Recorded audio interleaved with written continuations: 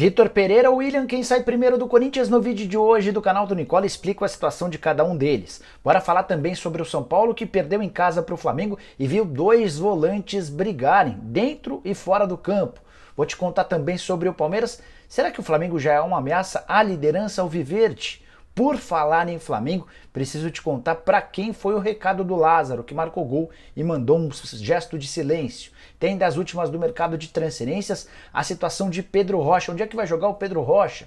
As últimas do mercado, além de uma série de outras novidades. Tudo isso a partir de agora, não sem antes me apresentar. Jorge Nicola, jornalista esportivo e com a missão de deixar você super bem informado sobre as coisas do seu time do coração. Curtiu o vídeo? Deixa like, se inscreve apertando esse botãozinho vermelho de inscreva-se. Combinado?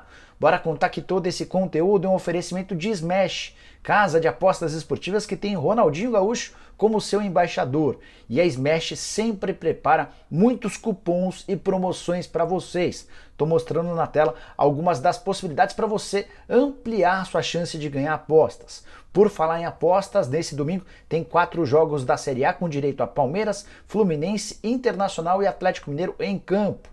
Tem também jogos da Série B, campeonatos europeus. Na segunda-feira tem complemento de rodada com Curitiba e Santos e já dá também para apostar em Corinthians e Palmeiras, jogo marcado para o próximo fim de semana no Campeonato Brasileiro. Você não vai ficar fora dessa, né? Pega agora mesmo o link que eu vou deixar da Smash no comentário fixo, já faz seu cadastro e começa a apostar, beleza? Bom, bora começar o vídeo com o nosso tradicional giro de notícias, repleto de informações importantes nesse domingo. Primeira delas, Endrick e Luiz Guilherme, as duas principais joias do Palmeiras, foram inscritos pelo Verdão no Campeonato Brasileiro. Essa inscrição se deu na sexta-feira. Endrick, inclusive, pode pintar, será?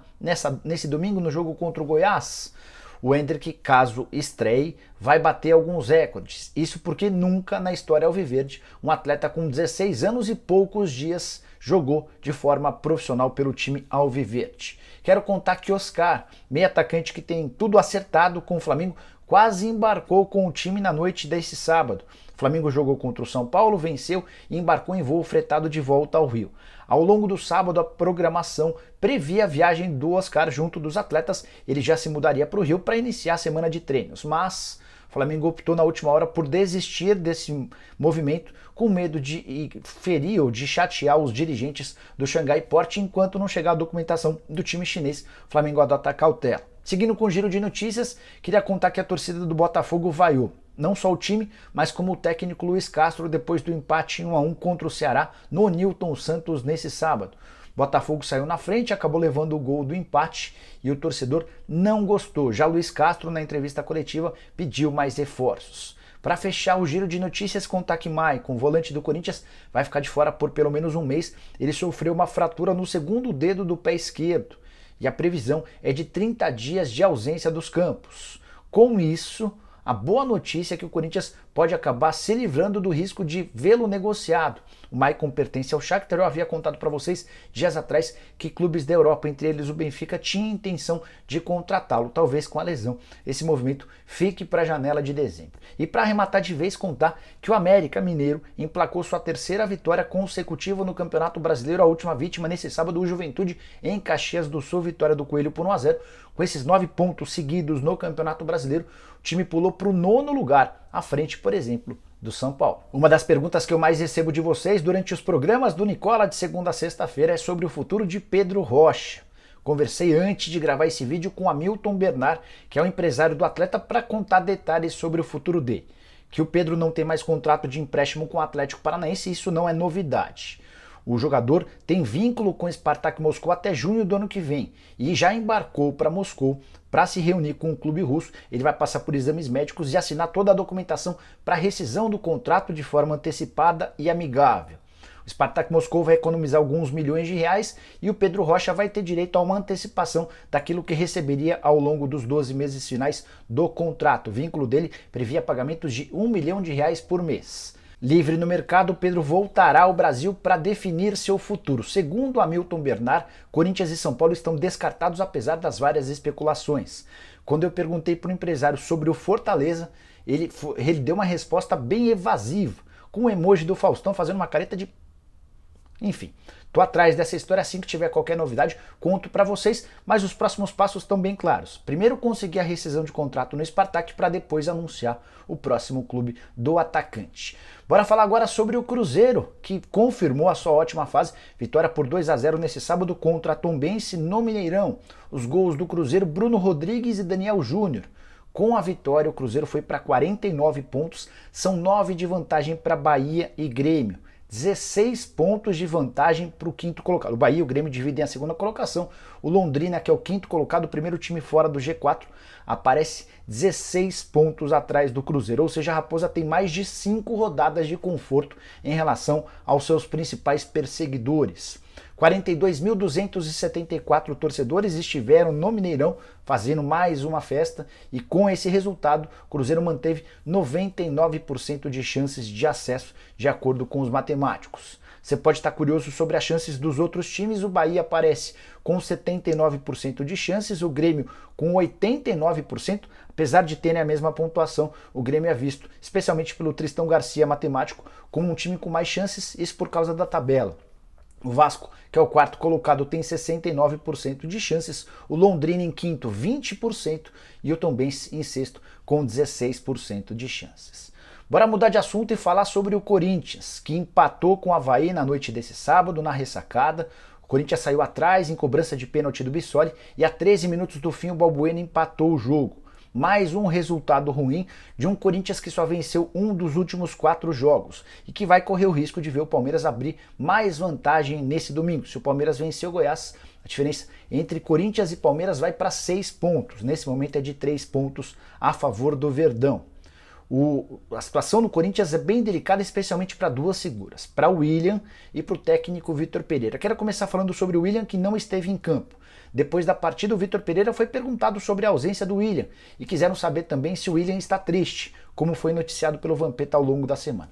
O Vitor foi bem claro, como costuma ser, dizendo que não tem como dar essa resposta, que ele pode de fato estar triste por causa da família, pelas lesões, por não estar jogando com bastante frequência, mas que ele não poderia responder com exatidão. Ou seja, o Vitor Pereira não passou pano, não evitou problemas. Ele poderia dizer, não, o William está contente, vai continuar com a gente, não foi essa a resposta. O William deve jogar na terça-feira, ou pelo menos ficar à disposição para o confronto contra o Flamengo, o jogo de volta da Libertadores da América. O Corinthians perdeu por 2-0 em casa. Depois desse confronto está prevista uma reunião entre dirigentes do Corinthians e os representantes do William. O Timão vai perguntar para o William se ele quer ou não continuar. Se a resposta foi que o William quer ir embora, o Corinthians não deve criar dificuldades para liberá-lo.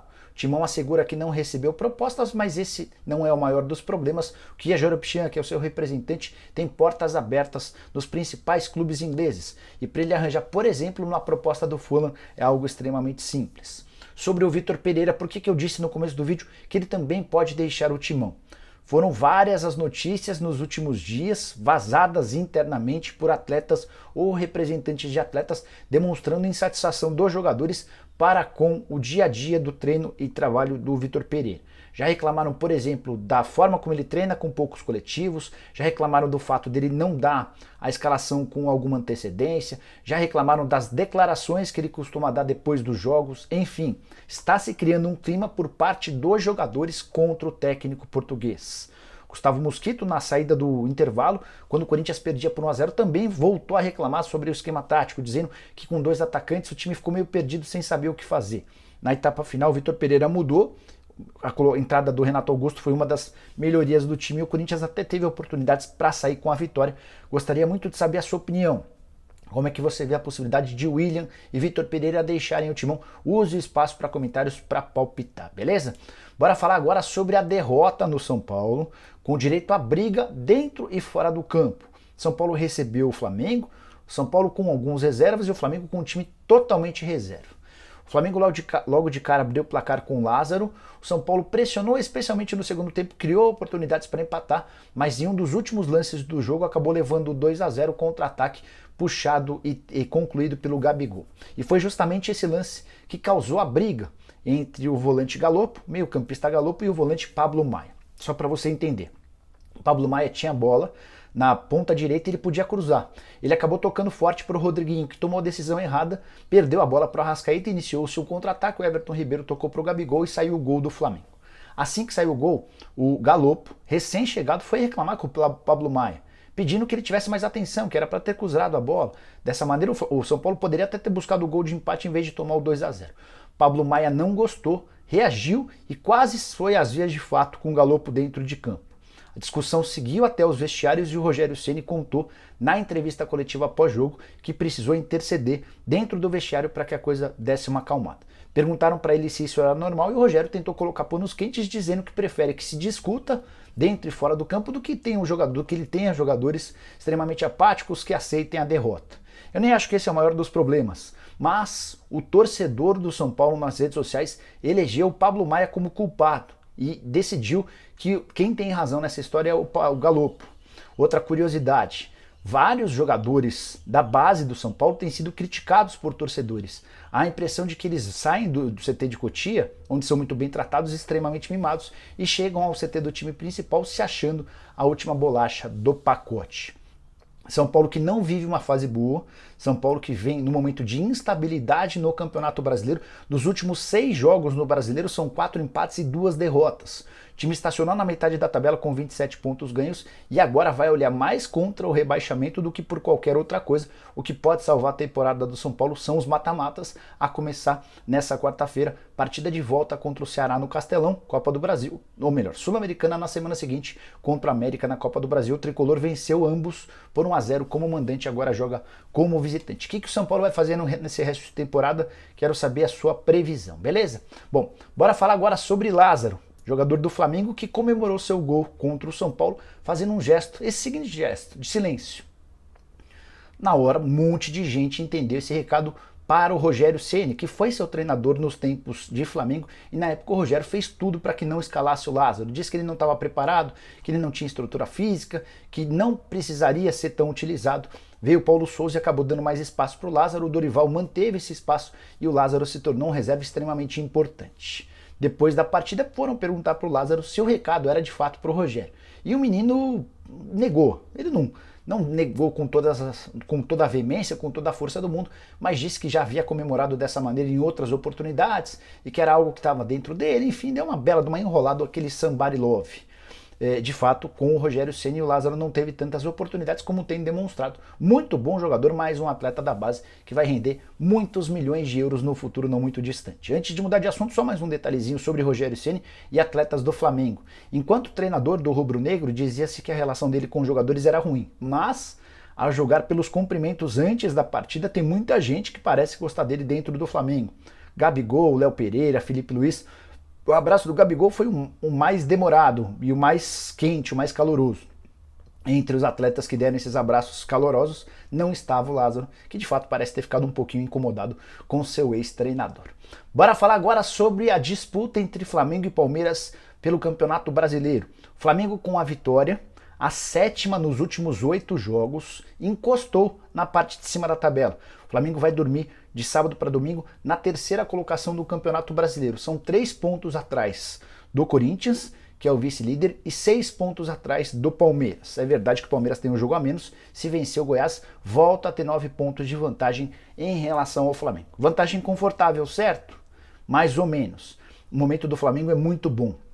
Falei para você sobre as 7 vitórias nos últimos 8 jogos, né? Se a gente ampliar um pouquinho essa discussão, nos últimos 13 jogos são 11 vitórias do Flamengo. Só empatou com o Atlético Paranaense e uma derrota para o Corinthians num gol contra do Rodinei. Ou seja, a fase do Flamengo é muito boa. Jogando com titulares ou com reservas, quase sempre o Flamengo sai de campo com os 3 pontos. E o retorno prevê para o Flamengo uma tabela extremamente favorável. O único dos grandes times que brigam na parte de cima da tabela que ele enfrenta como visitante é justamente o Palmeiras. Dá uma olhada nos jogos que o Fla faz fora de casa. Palmeiras, Goiás, Fortaleza, Cuiabá, América, Juventude e Curitiba. Exceto pelo Palmeiras, dá para dizer que o Flamengo é favorito em todos os outros e deve contar com a maior parte da torcida em vários desses jogos. A jogar pelo que tem feito em casa e esses confrontos fora de casa bem acessíveis, é natural imaginar que o Flamengo consiga um aproveitamento de pontos muito alto daqui até o fim da temporada. E para que o Palmeiras sustente a primeira colocação e garanta o título do Campeonato Brasileiro, Verdão também não pode mais tropeçar nem vacilar, começando pela partida contra o Goiás, com alguns desfalques, mas o Palmeiras é bastante favorito para vencer no Allianz Parque. E você, quem vai ser campeão brasileiro? Use espaço para comentários, estou curioso para saber a sua opinião. Curtiu o vídeo, deixa like, se inscreve no canal. A gente se encontra no final da tarde com a nossa tradicional live. Abraço, bom domingo!